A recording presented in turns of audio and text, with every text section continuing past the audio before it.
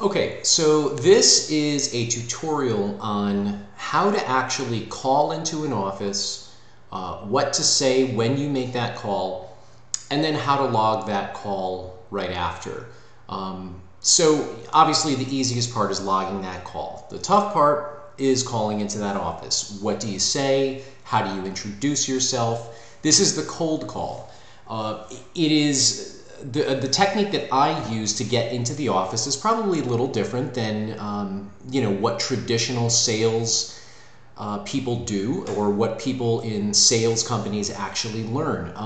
In many ways, what I do is I call an office and I don't really totally come clean about who I am. And that's sort of putting it in the pejorative. But what it is that I say is, hi, I was calling because I saw a job posting online and I was just wondering if this was the right practice. So let's take a step back. The assumption is that I have seen some sort of job posting, and we'll take this practice as an example. I am going to basically pretend that I saw a job posting online for a psychiatric practice in Waterford, Connecticut, or southeastern Connecticut, or near New London, Connecticut. Basically, what I'm trying to do is anonymously place this practice somewhere in that area. Although when I'm calling, I'm saying that I didn't necessarily see their name. I'm just saying that I saw there was a practice in southeastern Connecticut, or again in Waterford or near New London, that was looking for a nurse practitioner for psychiatric medication management, excuse me. A lot of times the practice will say, well, was there our name associated with the job posting? And I'll say, no, all I saw was that it was a psychiatric practice looking for a medication management nurse practitioner. It didn't, give any listing. I just did a quick Google search and you came up and I figured I would just give a call. So, without having a willing partner on the other line, I'm going to basically just demonstrate how to make that call. So here we go. Ring, ring. Hi, my name is John. I was calling because I had seen a job posting for a psychiatric nurse practitioner for an outpatient group in southeastern Connecticut. And I wasn't sure if it was with your practice or not. It didn't give a name or a number. It just said it was a psychiatric outpatient medicine practice. Do you know if they're looking to hire a nurse practitioner? Okay, so I'll stop right there. At that point, I'm talking to the administrative assistant. And the administrative assistant, many times, is, I didn't say, hi, my name is John from Diagnostics Consulting and Recruiting. I'm calling because we offer, no, I'm not saying that. You hear like a different little tone in my voice. It's not a salesy type of tone. It's sort of an unsure. I don't know if this is the right practice. Can you help me out? And you can certainly even say that. Can you, just help me out? I'm not quite sure if this is the right practice. And oftentimes you'll find that administrative assistant is very willing to, to divulge a lot of information. Sometimes they'll say, oh yeah, this is the right practice. Thanks so much for calling. Now, meanwhile, you may have not even seen a job posting, but you just struck gold because, well, they're looking. So then what ends up happening a lot of times is, there's a couple things that could happen. If you get a really tough gatekeeper, and again, this administrative assistant is what is termed as the gatekeeper. She or he will be the one that will let you in to speak to either the physician, but really it's going to be more of the practice manager. That's the person that you're going to speak with, the person that is entrusted in taking care of a lot of the front and back office business while the physicians are seeing patients, making money for the practice. So he or she will then say, oh yeah, this is the right practice, or they may even say, no, I don't think we have any nurse practitioners, or I don't think we put out a job posting.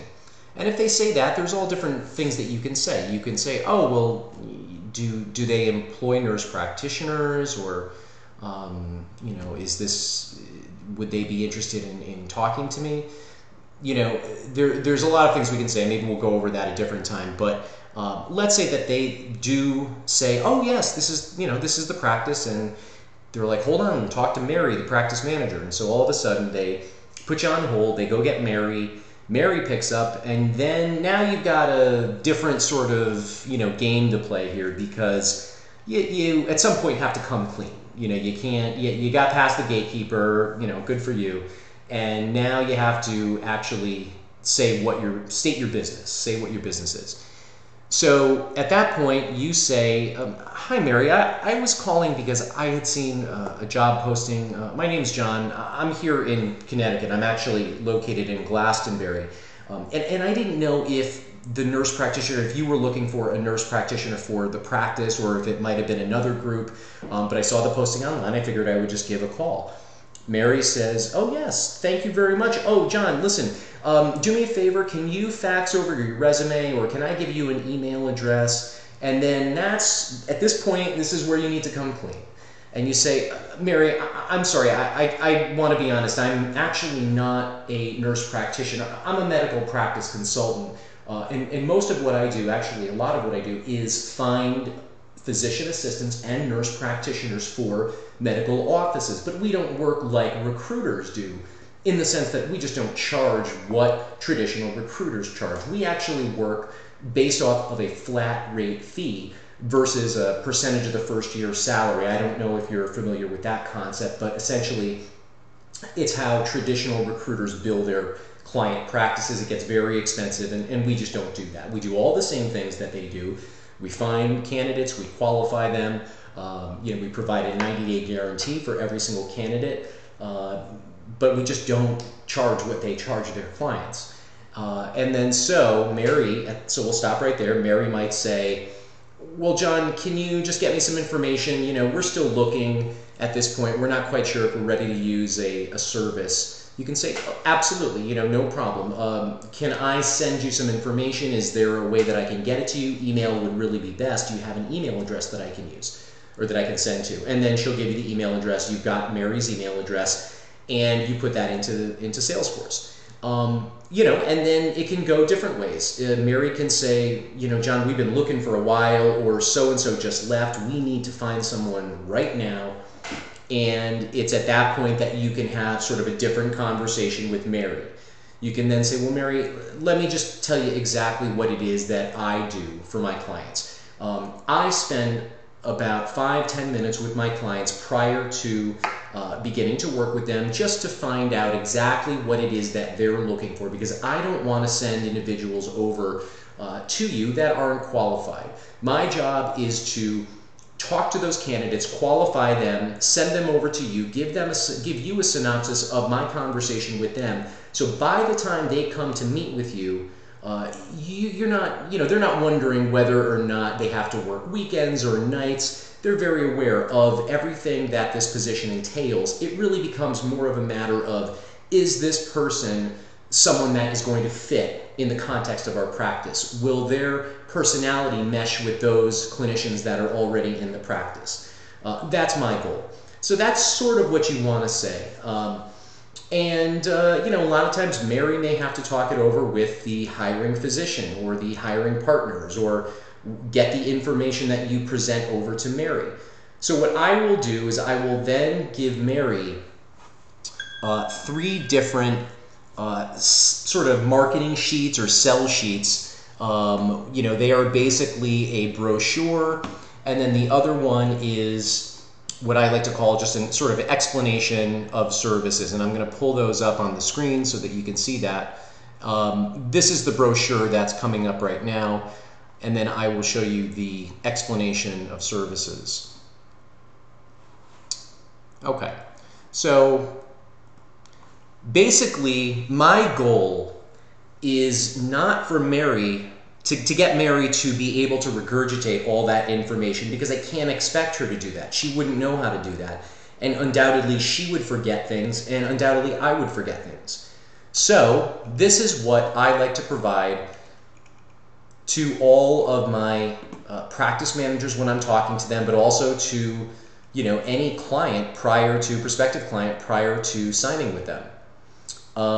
This would be custom tailored to, have all the information for your specific territory, your specific contact information, so on and so forth. But this is one of the pieces that I will provide to a prospective client. Now, this is something that I can provide because I've been doing this for a while, but this is just a partial list of clients that I've successfully placed mid-level provider candidates for. A lot of these are multiple placements with the asterisks. I've done a lot of repeat business with them. So I'm going to pull that off the screen because that's probably not something that you're going to use, and that's okay because this is also a very nice thing that we can send over to them, and I can help everybody get their signature on this as well.